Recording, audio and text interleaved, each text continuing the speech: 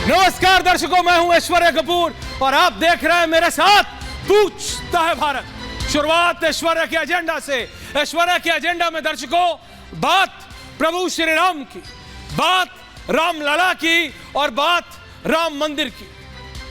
जैसा मैंने कल कहा था कि न जाने हमारे राजनेताओं को क्या हो गया, चाहे आप में से कोई बीजेपी के लिए वोट करता हो, कांग्रेस के लिए, सपा के लिए, बसपा के लिए, किसी के लिए, आज पूरा भारत, और जब मैं कहता हूं पूरा भारत तो पूरा यानी संपूर्ण भारत प्रभु श्री राम के आगमन का इंतजार कर रहा है। आज से प्राण प्रतिष्ठा की पूजन या जो पूजा की जो प्रक्रिया है वो शुरू हो चुकी है। लेकिन जहां एक तरफ पूरा देश यानी आप, मैं, इस देश की पूरी जनता एक तरफ है, हर्षोल्लास में है, कोई नहीं देख रहा किसका क्या धर्म है, किसकी क्या जात है, पूरा देश एक साथ खड़ा है क्योंकि प्रभु श्री राम आ रहे हैं। वहां दूसरी तरफ हमारे ही नेता, जो दर्शकों आपके ही आगे हाथ जोड़े खड़े रहते हैं कि अरे मेरे को वोट दे दो, मेरे को वोट दे दो, वो क्यों अलग अलग, और ध्यान दीजिएगा शब्दों पे, अलग अलग बहाने ढूंढ रहे हैं कन्नी काटने के कि बस 22 तारीख को अयोध्या ना जाना पड़े। कोई कह रहा है अरे मैं 22 को नहीं, मैं 23-24 को जाऊंगा, मैं प्रभु श्री राम में, बहुत अच्छी बात है, प्रभु श्री राम को मैं भी मानता हूं। जो मेरे कैमरा के पीछे खड़े हैं वो भी मानते हैं, भाई साहब शर्मा जी डायरेक्ट कर रहे हैं वो भी जानते हैं, गरिमा जी नहीं कर रही हैं वो भी मानती हैं, सब मानते हैं, पूरा देश मानता है। लेकिन बात यह है कि चाहे असदुद्दीन ओवैसी हो, चाहे राहुल गांधी हो, चाहे अरविंद केजरीवाल हो, चाहे उद्धव ठाकरे हो, चाहे ममता बनर्जी हो, चाहे मायावती हो, कोई भी हो, नेता हो या नेत्री हो, एक बात समझ ले, प्रभु श्री राम का विरोध किसी भी प्रकार से ये देश और ये देश की जनता बर्दाश्त नहीं करेगी। और ये वो एट ऑल, मतलब मैं कह रहा हूं with all the humility at my disposal, वो मैसेज दे चुके हैं देश की जनता कि देखो अपनी राजनीति को रखो जरा साइड में, ये चीज राजनीति से बहुत ऊपर है। कई पीढ़ियां, मैं दशकों की बात नहीं कर रहा हूं दर्शकों, कई पीढ़ियां इस देश में रहने वाले भारतीयों की कई पीढ़ियों ने इस वक्त का, इस समय का इंतजार किया है। और आज जब वो समय आ रहा है, और आज जब रामलला का वो मंदिर, वो भव्य मंदिर आप सबके लिए, हम सब के लिए खुलने जा रहा है, तो कोई कहता है, कोई क्या, राहुल गांधी कहते हैं, राहुल गांधी मैं नहीं जाऊंगा। क्यों? क्योंकि ये बीजेपी का कार्यक्रम,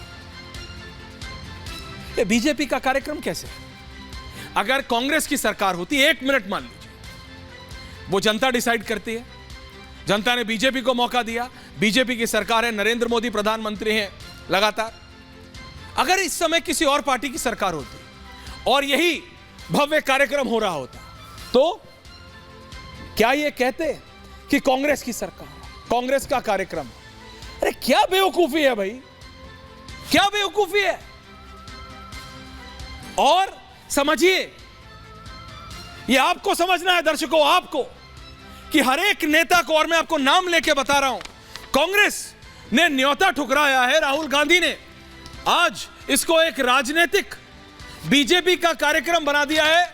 प्रभु श्री राम के इस कार्यक्रम को, प्रभु श्री राम माफ करें उनको, लेकिन उन्हीं की पार्टी के नेता एक एक करके कतार लगा के, कई भागते हुए, कई चुपचाप जाके राम मंदिर के कहीं ना कहीं से दर्शन कर रहे हैं। वो सारी तस्वीरें हैं हमारे पास। क्यों? क्योंकि उनको पता है उनके नेता क्या ब्लंडर कर रहे हैं, उनके नेता क्या गलती कर रहे हैं जिसकी भरपाई शायद ही कभी हो पाएगी। और यह बात कांग्रेस के वरिष्ठतम नेता जानते हैं, लेकिन सब चुप हैं। करें तो करें क्या, करें तो करें क्या। यह बात सिर्फ कांग्रेस के साथ नहीं, आम आदमी पार्टी अभी तक फैसला नहीं लिया है। केजरीवाल जी लेकिन सुंदरकांड का पाठ करा रहे। मंगलवार को पूरी दिल्ली में सुंदरकांड चालीसा का पाठ होगा, लेकिन 22 को अयोध्या नहीं जाएंगे। क्यों नहीं जाएंगे, समझिए आप। सब नहीं जाएंगे, लेकिन सबको पता है कि अगर जिसके दरवाजे पे मैं जाऊंगा अगले 3 महीने, 4 महीने, 1 साल, 2 साल, 3 साल, 4 साल बाद वोट मांगने, तो किस मुंह से जाऊंगा कि मैं प्रभु श्री राम के द्वार नहीं गया और तेरे द्वार आया।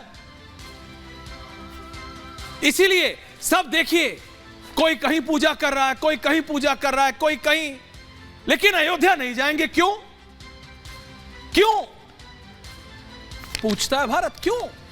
राजनीति आप लोग ढूंढ रहे हैं उसमें।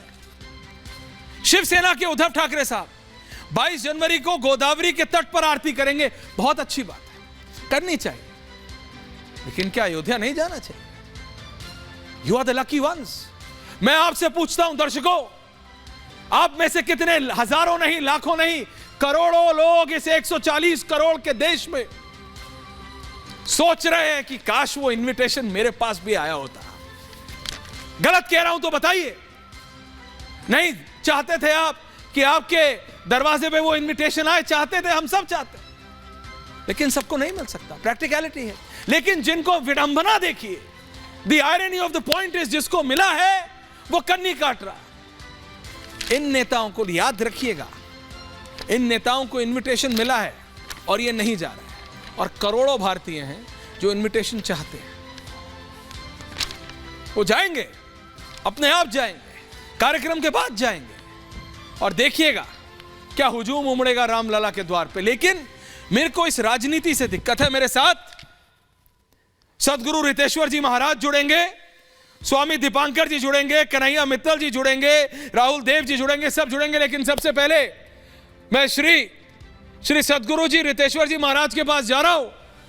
रितेश्वर जी, आवाज आ रही है आपको? सदगुरु जी प्रणाम। सदगुरु जी बताइए। जय सिया राम। जय सिया राम और राधे राधे। मैं कह रहा हूं, ये कैसी विडंबना है इस देश की, जिसको प्रभु श्री राम के मतलब इनविटेशन मिलता है, वो तो राजनीति करके कन्नी काटता है, और 140 करोड़ लोग ये आस लगाए बैठे हैं कि भाई हमको मिल जाए, हमको मिल जाए। हर कोई चाहता है, सदगुरु जी आप जानते हैं इस बात को। लेकिन मैं ये सोच रहा था कि सिर्फ हिंदू नहीं, मैं कह रहा हूं हर एक भारतीय इस समय एक साथ हो जाता, लेकिन ये हो नहीं सकता। मेरे को अब ये पूरा मतलब, मेरे को कहीं ये विश्वास था कि चाहे प्रभु श्री राम के नाम पे कम से कम ये सब पार्टियां एक साथ तो आएंगी। ये भी नहीं हुआ सदगुरु जी। फुल फ्रेम सदगुरु जी। हाँ ऐश्वर्य जी 492 सालों के बाद भगवान श्री राम के मंदिर का निर्माण और उनके प्राण प्रतिष्ठा समारोह सारे 140 करोड़ लोगों ने, भारत के लोगों ने जी, और विश्व में रह रहे सनातनी सभ्यता के लोगों ने और मानवीय मूल्यों पर विश्वास रखने वाले 8 अरब लोगों ने भगवान राम पर और भगवान राम के मंदिर बनने पर प्रसन्नता जाहिर की। मैं 2 दिन पहले अभी अयोध्या में था जी।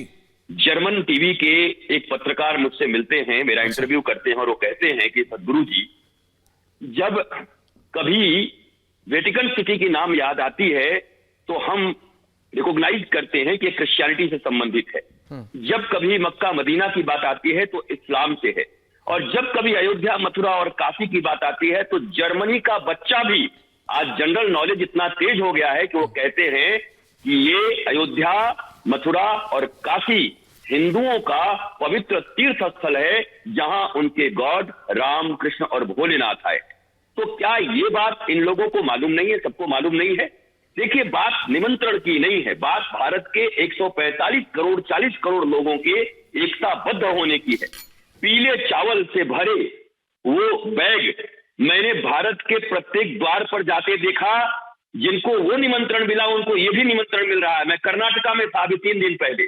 कर्नाटका में एक एक व्यक्ति के घर में लेकर के राम भक्त जा करके उनको निमंत्रण दे रहे हैं कि अयोध्या का निमंत्रण है, मनसा रूप से आप अयोध्या आपके इसी बेंगलोर में है, यहीं पर मनाएंगे।